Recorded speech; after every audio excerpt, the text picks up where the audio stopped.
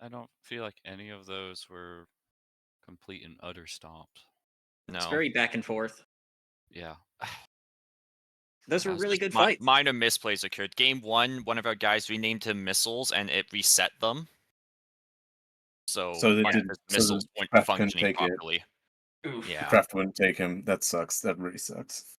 Oh yeah, it was awkward. And then game 2, I don't know what the hell I did wrong with that BB, because it navigated like 1.5 kilometers away from where I told it to go, and it got itself backed up against the pillar. And I don't know what the fuck it's doing, man. Where its Oh, no. thrusters taken out. I don't like. It might have been like I'm not the most BB player in the world. So, like if that's all it takes for the BB to navigate off course, then I guess that's what happened. Yeah, the way I fly BB is I use the Shift M to plot a course, and then I just stop like before the area I want to stop in, and you just kind of learn like what that point is. Yeah, and it has drift. Usually the Yeah. ships. Yeah. Oh yeah. I'm not surprised it has drift. Obviously, it's a giant ship. It's just. Yeah, like I just never used to my ships going 1.5 kilometers off target from where I'm telling them to go, and I'm just like She's baffled. A beast. She's Yeah. a little... No, she Oh. is. So in that second game, what comprised the missile strike or bombing that lagged my computer so hard? Because that So that was was Jakuyan, I think. That's a That was Spantos. question a for lot. Jack, and I'm not sure where he is. He's definitely muted himself in the other server. I'm not sure what's going on. Okay. I don't know. Yeah, it seemed like It'd be a question the for him, bombers unfortunately. seemed like the bombers released like loads of S1s that it almost looked like. He usually does. He has S1 spam on his Tontos. I'm not too Hmm, sure about his Probably what bombers, it though. was, to be honest. Yeah, Yeah. that's what it was. Or- If you're talking about the big Yeah, he has jump, a lot of S1 spam for anti-cap operations and that. There was one where there was an attack on when we were all grouped up together, and it was just PD central. Yeah. If that strike, I feel like if we had been under the pressure of that strike for longer in the game, it would have kept us balled up to protect ourselves. And as soon as that strike came in, was when we started kind of loosening the formation and spreading across the map. Because at that After point, that strike, we felt like that was like the worst of the storm. Like we had passed through the eye. Yep. And we were like, okay, it's not going to get worse than that. We can spread out a bit. And the BB had already been hurt, and hurt enough that when whatever was beaming me when I took B, that knocked out my drives, but it didn't like it didn't do any real significant damage to me. Nothing like that I couldn't repair. And getting Yeah. beamed by the BB, it just couldn't get beams on me long enough. Yeah, that's just how that went. Also, those Yeah, at missile that point, my strikes. engines had been knocked too much. Those missile strikes were actually doing work, and when I moved out over D, both of the gunliners' structure broke in both of them. So they Damn. pretty much crumbled under that 450 fire. If that Axford had stayed around, it would have killed them, both of them. But yeah, the missiles were hitting nothing but the structure, and I got the structure broke on both of them. Nice. Good to know, but yeah. Yeah, no, just the BB backing itself onto the pillar really fucked it, because I would not have taken as much damage if it had navigated back around like I had hoped it would. But That sucks. just unfortunate how it goes sometimes. Again, as said, if it's just, again, I'm not too familiar with it, so if it's just the bow thrusters dying, because again, it is plasma 100. Was it 100 or 450 at the start there? It's 250 100 liners. It was 250 at the start, okay. Yeah, I was the only 450 in the match, and to be honest, I didn't do much fighting. I was around for PD and putting a little bit of 450 in this stuff, and capping points with the cellos. Usual thing, how it goes. Yeah, that's fair. Yeah, no, Yeah. that's how it goes usually. Yeah.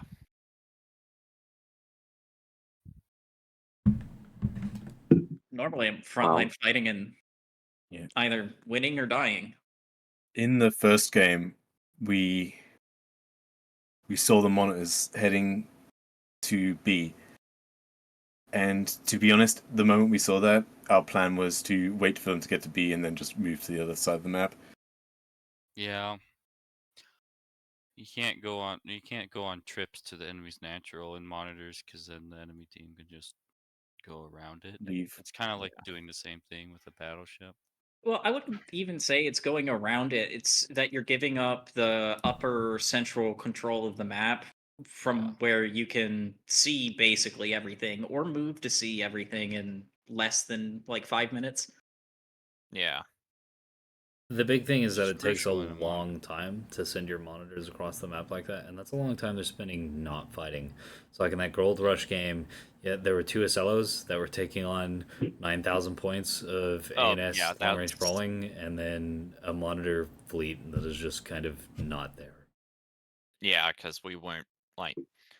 Because usually what we ended up doing, last time we played that map, we played Seaside with the front line. So we were playing East side. He's like, okay, yeah, so just go around the outside the rings. I'm like, okay. So I go around there, and I'm like, monitors are slow.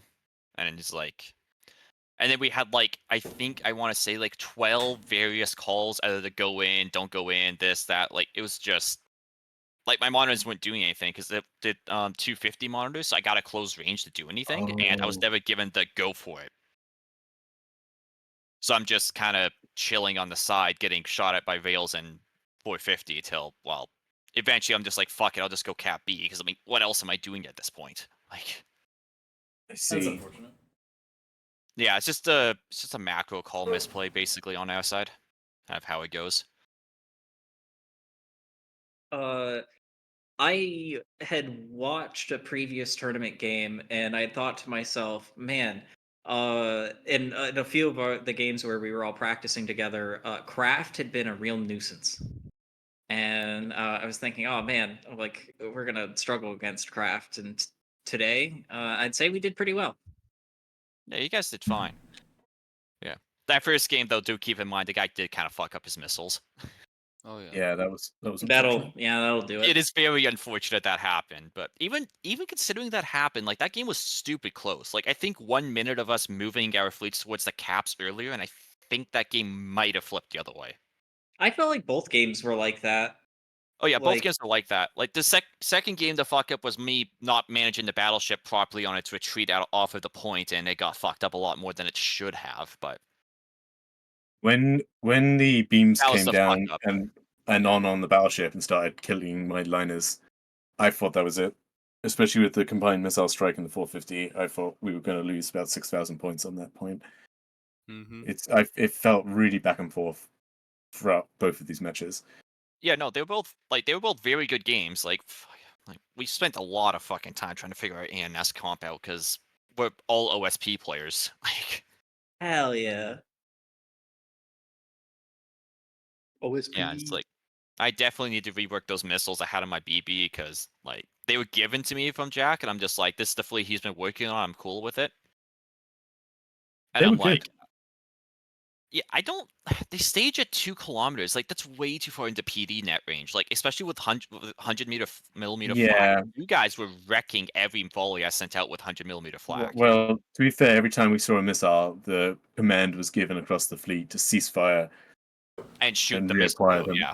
Shoot with the 100 flag. That was the kind of strategy. Which definitely works. Which is yeah. I usually when I'm running S3 hybrids, I usually try to put the extended active radar on them, just purely to stage them at 5K and get them to sprint to stage as soon as possible to avoid 100 millimeters. It's part of Yeah, I my understanding. is It's harder for 100 millimeter to lock into the sprinter stage versus the booster stage. I mean, it doesn't really do it at all. I mean, that's once it's sprinted. Sorry, once the missile starts sprinting, that's when every other PD is being used. The 100 mil is just kind of like RPF, really. It's not Oh, great at close 1000%. It's the range. long range. Yeah, it's 100%. It's the long range option to shut it down. 1000%. But yeah, that's just usually how I run my hybrids, and better or worse, you know, it's how it goes. Yeah, but it did mean that we were having to stop shooting the BB with the 100 HEHC to Oh deal yeah, with no, it's missiles. just yeah. I feel like something we could have done is be more decisive on killing the BB. We kind of went back and I think forth a little. you guys did pretty fine on that because like that first volley that first time before I finally got the cover, I had basically everything on my top section kind of just gone. The That's beam normal. was untouched though, which kind of helped out a Oh. little bit when I finally rolled it out of the corner again. Oh, did you hit the rock in a way and then was showing your top side? Is that what happened? Is that how the bottom beam survived? It Or might have was been that what happened because my back did effectively hit the rock before I reordered it to go the other direction. So that might have been what happened. And then when I brought it onto the rock on that center pillar on its side, the beam was basically on the rock. So I kind of had it Yeah. covered pretty solidly because I had to roll the Yeah. BB all the way Yeah. over to get the beam into the game. Okay. So yeah, when the beam BB attacked again when we were on the D point, I noticed it Yeah. was the one at the bottom, which was the last one I thought I'd expect. I thought that you'd have to have rotated your BB to a broadside to get the one on the back, which is the one that always Oh survives. yeah, no, So it's that's why it surprised me when it came on.